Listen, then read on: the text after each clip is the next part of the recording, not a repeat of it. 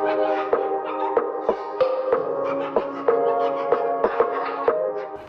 everyone, welcome back. If you're new here, my name's Hannah. I'm a designer from Glasgow, and today I'm going to be spilling the tea on what it's really like working fully remotely for one whole year. I've just started this YouTube channel. My first video was all about qualities you need to work in a startup as a designer. If you like design or general miscellaneous videos, I highly suggest you subscribe. Anyways, let's get into it.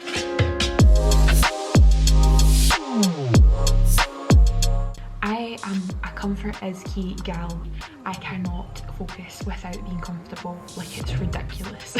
Anything that's restrictive or tight or itchy or bleh, just can't do it, because I will not be productive and I'll just be really distracted. I wear comfy things, soft things, leggings or jobbies. I normally cross my legs when I'm working at my desk, so I need something that's like stretchy and nice and comfortable. Another thing that I've absolutely loved. Hello.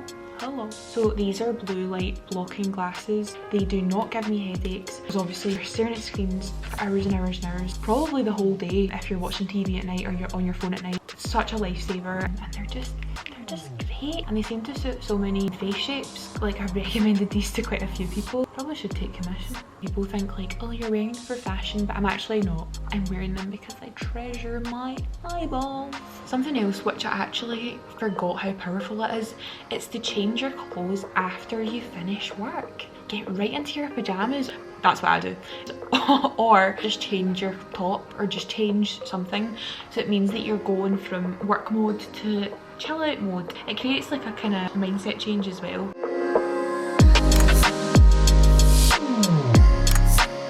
See, when you're doing Zoom calls and you've got really weird lighting, it's not great, and I am really guilty of that, especially now. This is really sad. Hold on. I started drawing my room layout and where the sunlight comes in for the optimum place where I could put my screen for video calls. I'm a bit weird. I've done like floor plans. Here's more floor plans. Sunlight. Then I've got my desk, and I had plans to get a wee table. I'm wasted. Anyway, what matters is you need good sunlight. You're going to have absolutely tons of calls, like literally every day, which I did expect when we were going into lockdown, but I forgot about the lighting situation. So yeah, that's something I didn't really think about when I went into the remote working world.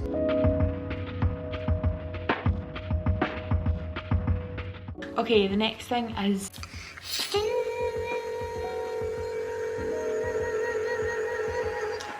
I love it.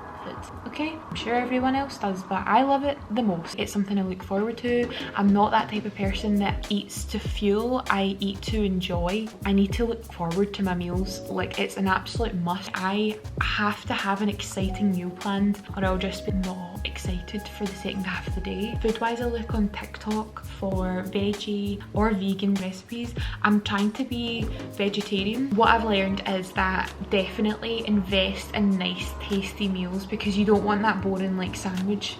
Unless it's a toasty, I'm all ears, but I just try and make lunchtimes very exciting.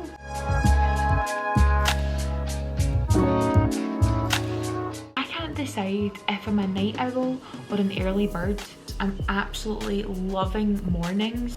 Everyone's sleeping, you're one step ahead of everyone, and you're going to get loads done, and you just get really excited. I love mornings for that. But then there's times where I can't get up, and then I'm like, oh, okay, I'm a night owl. I'm in the zone, I'm sparking so much energy. But the thing is, it changes all the time. I went into this lockdown thinking I was a night owl, but sometimes I don't think I am. I think it's all about finding your wavelength of energy and channeling that. Your energy fluctuates at all points of the day, so embracing your night owlness, embracing your early birdness. What I like to do as well is get my Zoom calls over and done with in the morning times. I mean, ideally, that would be amazing. Sometimes that doesn't happen, but I don't know if it's just me or anyone feels that way, but having the anxiety of like, oh, I've got a call at 4:30, and you just wait all day and you get a bit nervous. I'm sure I'm not the only one that feels that way, but I just get that anxiety built up because I'm waiting all day for one call. I just like to get it over and done with in the mornings, and it means that in the afternoon I can just focus. I never used to write a to-do list at the end of the workday. I used to just close my laptop and leave. which is the worst decision ever, because see, when you go back to your laptop, you've got no idea what to do or what to start out with. I usually take like 5 minutes at the end of each day and just write out what I need to do for the next day. I know exactly what to do. You'll just jump straight into work. Maybe that's another thing I learned through working remotely.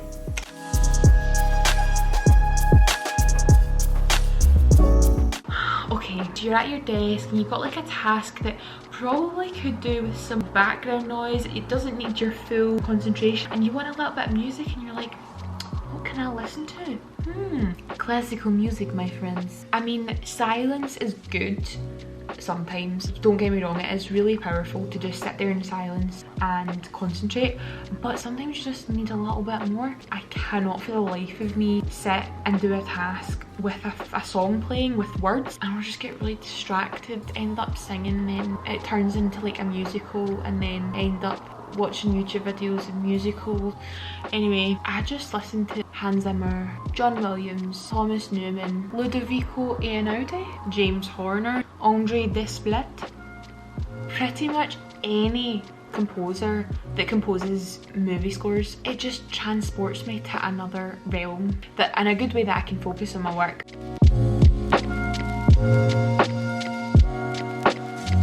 I cannot live without my alarm clock. Period. Years and years ago, I used to just use my phone.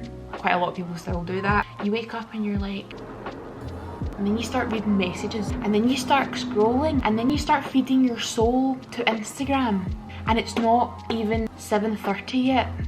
And that's not good. And I've gone, you know what? I need a physical old school alarm clock. So I use that, and I've been using that for about 4 years now. What's interesting to me is that I used to think this way up until like fairly recently. I used to think that work was like your whole day. I used to not want to do anything after work because I thought, okay, that's my hard work done, I'll just relax now. But oh my god, that is so not true. I used to genuinely see the evenings as like, okay, that's me, I can just watch tons of movies, just like mindlessly scroll and things. And now I look back on the year of working remotely and I'm like, I could have been doing so many smaller tasks after work and it would amount to something over the whole year. I've definitely wasted a lot of hours thinking that I should just relax when really I should be working on side projects and maybe like starting a channel sooner rather than later. I definitely see after work hours differently now. The way I think about it now is my first portion of the day is work and my second portion of the day is filled with other things I want to do. A while ago I was watching the Adobe Max event and Aaron James Draplin arrived on the scene and he brought up the Magic 8. So it's a triangle and you've got 8 hours of work, 8 hours of play and 8 hours of sleep. In my head I've been thinking work overtakes the play part of the triangle. When you break it down, everything just becomes more clearer. I could do way more things in a day than I used to. See this calendar here? Only up until a month ago I realised that Notion is way better.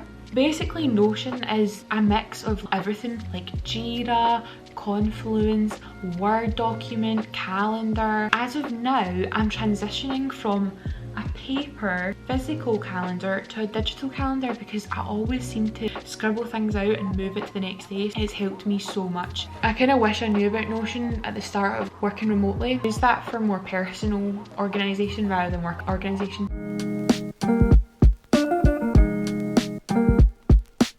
From March to December 2020, my work bled into personal time way easier because I was working from my bedroom. Not gonna lie, I was in a really bad place and that's what led me to get this wee room. Like, it's honestly life-changing. Having a designated space for your work and for leisure time, it just creates that like mental separation. One of my good friends, she was let go from a job for not answering her phone at the weekend, even though her contract hours were Monday to Friday 9 to 5. If it's absolutely crucial and the whole business is going to fall apart, then yeah, that's probably okay. But when you're just asking for updates on the weekend, you're like, sorry, who's this? Respect people's boundaries, you know? What I didn't realise when we were going to be working remotely is the sheer amount of people that you can reach out to so easily. It's not always a good thing. Sometimes you get messages from 10 different people, you feel like you need to respond to them right away. If you were in a physical office and you saw someone be hassled a couple of times, you wouldn't then further go and like chat the door and go, are you free? Are you free? Are you free? Sometimes you don't need to respond right away. I get really anxious about it. I don't want to give rubbish replies to people. I'd rather just like schedule time to reply to people in detail and give like a chunky answer. But sometimes that doesn't happen. If every task was communicated through messages, all you'd be doing is just messaging people. It's just made me realise how important task management tools are. We use Jira, some people use Trello, some people use Asana. Also, I have cut down my Slack channels immensely. I used to have notifications for every single Slack channel because I wanted to keep up to date with everything. But then I later realised there's not enough hours in the day to sit and read that as well as doing your tasks. I edited it down to a handful of channels that I get instant notifications from. Only a couple of channels. I can respond to those ones and I can just read the other ones if I have time. It's great. Best thing I've ever done. If you had divided your attention all day, then you just end up being a zombie and you're like, what have I achieved today? Limiting your notifications, switching them off when you're not working, switching to do not disturb mode is brilliant because it means that you don't get pings, you don't get noises from your phone. Do not disturb mode. I live in the do not disturb mode at all times.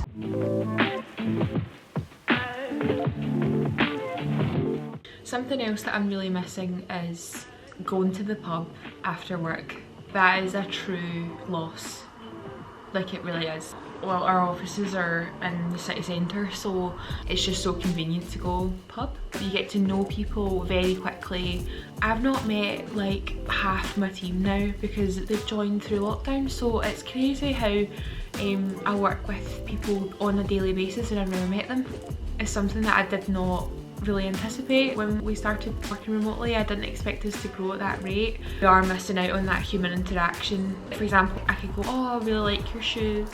Oh, I really like your bag. What are you having for lunch? Things that you would say in real life and you just can't really say that, which is obviously a bit rubbish. We do try and keep things fun. We do like wee game hours and after work like join a Zoom call just for like a wee drink and a wee chat. We also did our Christmas party all on Zoom. It was actually really good. It was a quiz night. We were split into teams and you had to like work on a quiz together and things. It was really good because you got to like know different people, but yeah, it's just not the same as a good old pub or a good old lunch in real life. That's something I took for granted definitely before lockdown. So yeah, I guess that is my rant over. That is the tea on working from home for 1 whole year. I've obviously came across so many things that I've tweaked, I've changed, and I'm still forever tweaking. It wasn't really a transition, it was more of a scramble at the start of the year. Now we're kind of settling in after a year. It's been a journey, but yeah, working from home, it does have its pros and cons. It's great for comfort, it's great for flexibility. You get to have one-to-one Zoom calls and things, but it's just not the same as real life. If you've made it this far, leave a little coffee emoji to let me know that you've watched till the end. Let me know if there's any topics that you'd like me to cover in my next video. Follow me on Instagram. Please subscribe if you want to support my channel. It would really mean a lot. And I'll see you in the next one. Bye!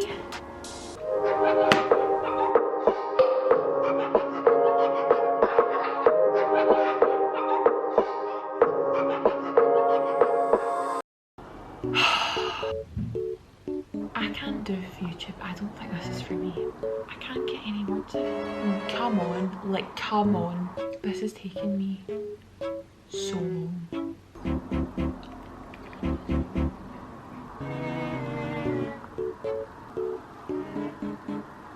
I know food's not a personality trait, but it kind of feels like that at this stage.